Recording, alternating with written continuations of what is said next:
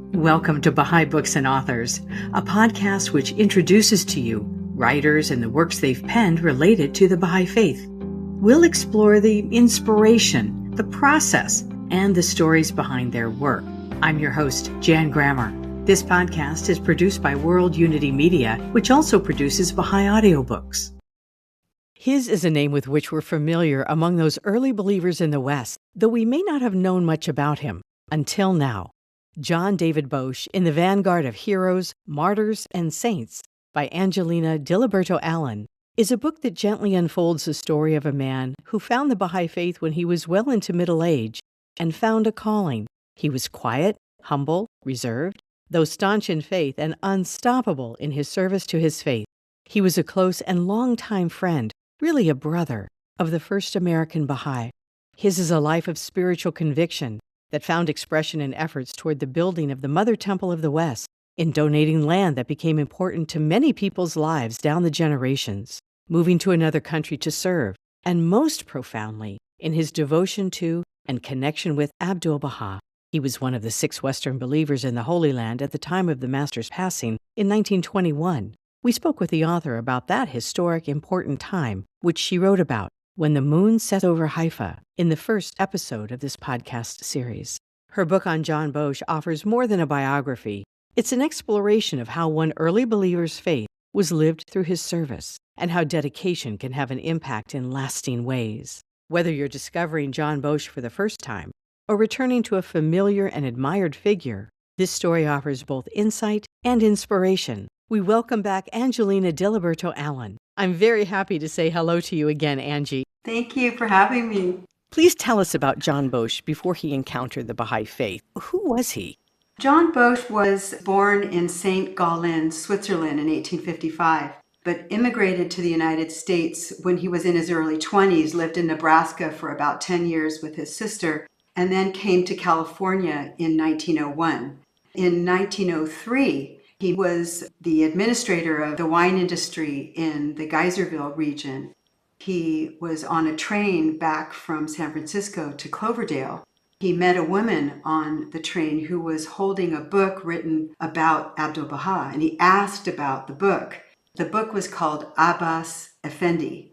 John later wrote about that encounter and said that Mrs. Beckwith told him what a privilege it is to know about the teachings of Baha'u'llah given by Abdu'l-Bahá in this book. And then she said, it is better not to know about it if you can't follow these teachings. And of course, that's what interested him the most was, well, this is something that's special and I want to understand what it is. He was in his late 40s when he heard of the faith and embraced it quickly. His friendship with Thornton Chase was forged soon and very deeply. Why do you think this is so? They met in 1909 at the National Baha'i Convention. Thornton Chase was named by Abdu'l-Bahá as the first believer in the United States. I think that what's so unique about Thornton Chase is his profound understanding of the dangers of personality. When we think about firmness in the covenant of Baha'u'llah, it's this attachment to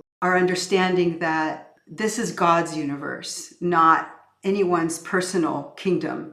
Thornton Chase was very careful to warn the early believers against this tendency that Americans have to worship personalities. I think that John Bosch was really drawn to that. There's a quotation from the Bab that reads, "Become as true brethren in the one and indivisible religion of God, so that ye may find yourselves reflected in them and they in you. This is the true path of God." I think that John Bosch sensed that attraction to the divine in Thornton Chase and John Bosch, this love of God that they both had. Please tell us about his special relationship with Abdu'l-Bahá. That relationship began, I think, first when John Bosch declared his faith. Those were the days when anyone declaring their faith wrote directly to Abdu'l-Bahá. John writes just a beautiful letter asking to be a member of this universal religion. And then, of course, when John Bosch learned that Abdu'l-Bahá was coming to America in 1912, he was determined to meet him.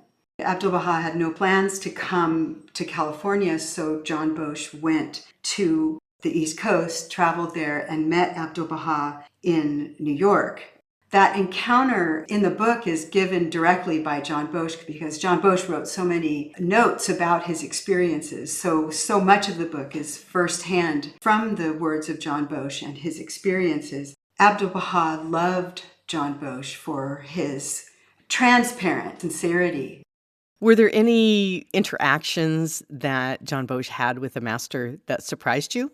When a person learns of this faith, about the oneness of God, the oneness of religion, the oneness of humanity, you want to tell everyone, but you want to do that with a special regard for the readiness of your hearer. There's this passage, I'll read it, where Abdu'l-Bahá is in his hotel room and John Bosch is there. And John Bosch writes, "I said to Abdu'l-Bahá, I regret very much that I have not the capacity as a teacher, and by nature am rather reserved in talking." Abdu'l-Bahá, he says, looked directly at me, put his hand on my shoulder and said, "You are doing well. You are doing better than talking.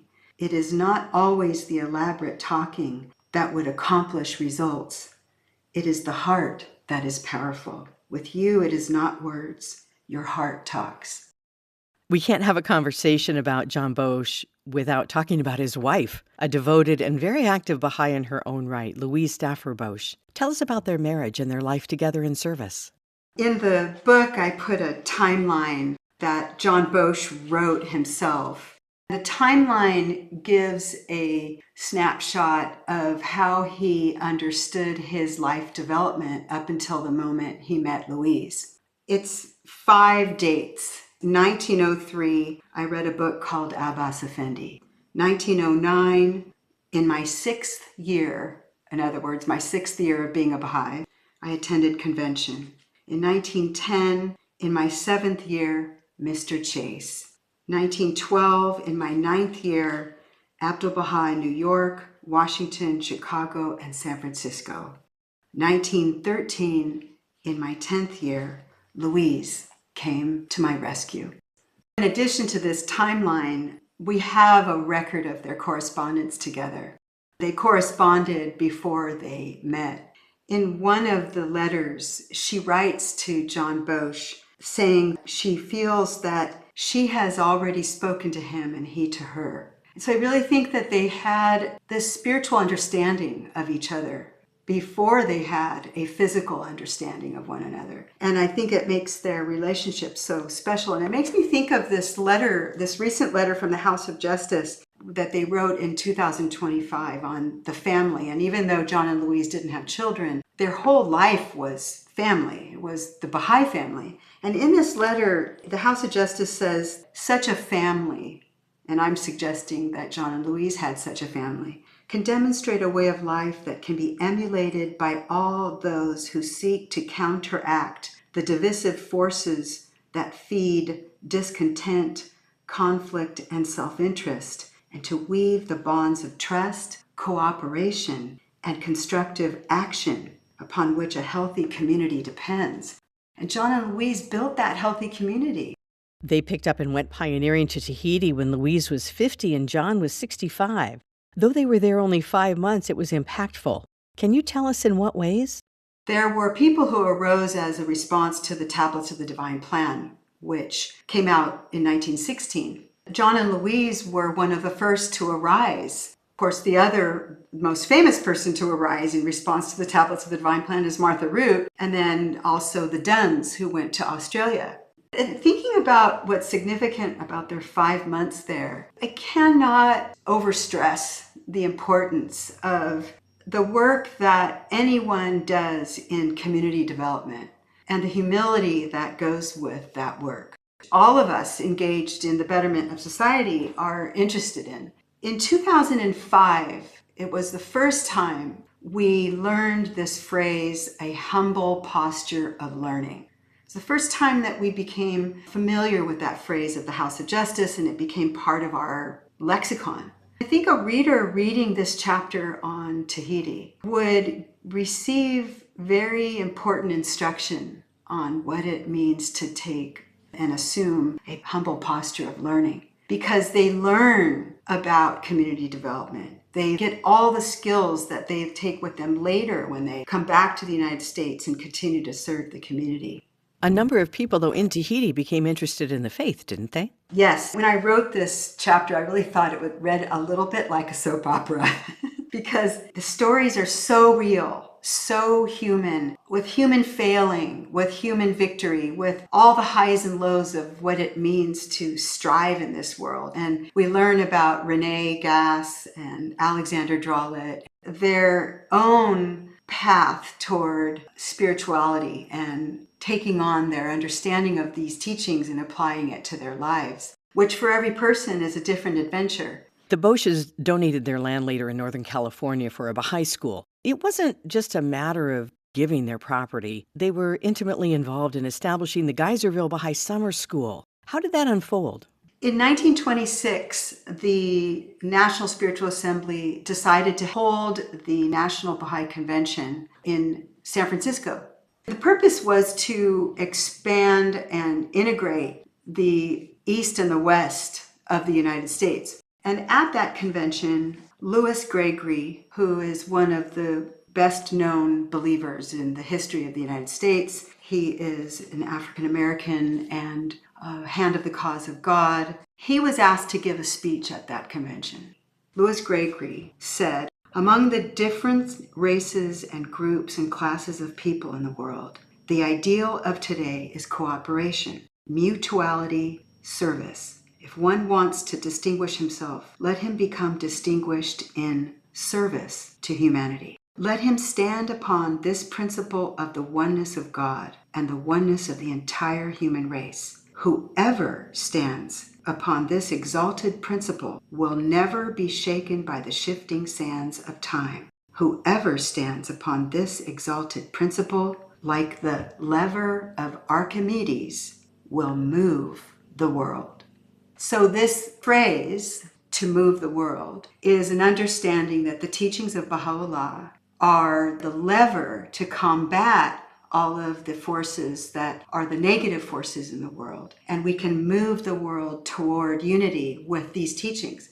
John Bosch is thinking, how can I create an environment in which people can learn this? And so he set about to open his property as a school where people can learn about the oneness of humanity. The first session, the entire session was devoted to the oneness of humanity. The summer before that summer when it opened in 1927 is another very important convention in which Sadie Oglesby, a Black believer who had just returned from the Holy Land, gave a very important address about the importance of race unity. These two talks, I think, became the fundamental impetus of John Bosch's efforts at Bosch Baha'i School. And I think it's so important for us to remember that as John's legacy.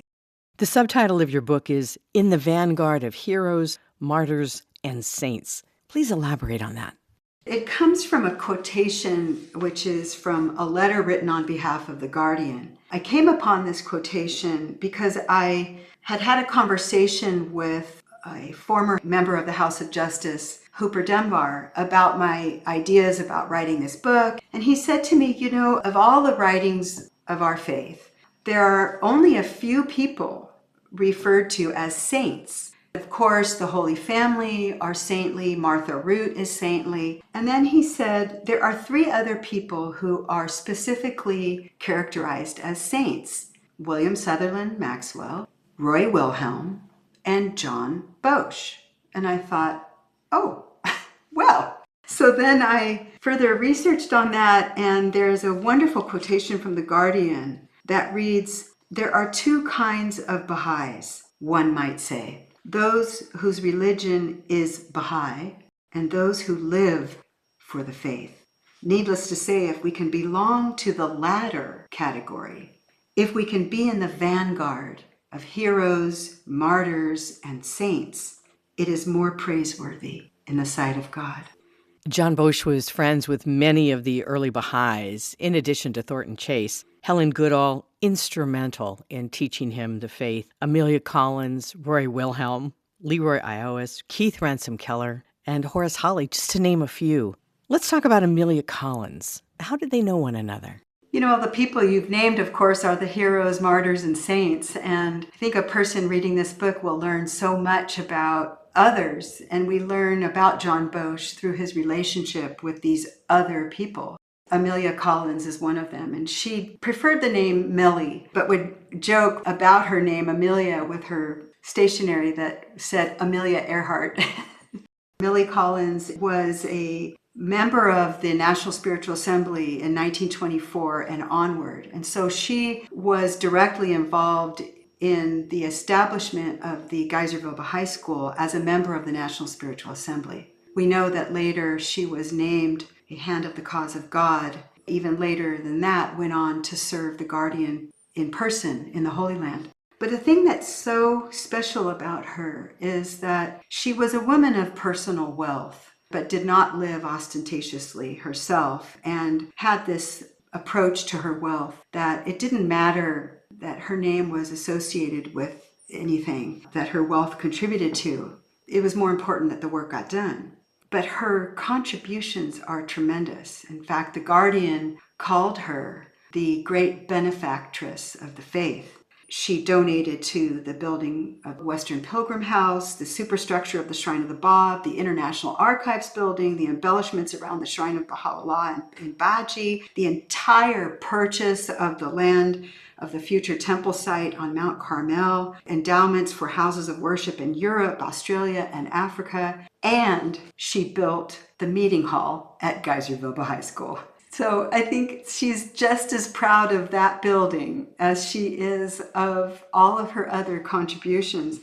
Let's talk about the Guardian, Shoghi Effendi. The Guardian characterized John's attitude towards service as unostentatiously rendered. What was John's relationship with him?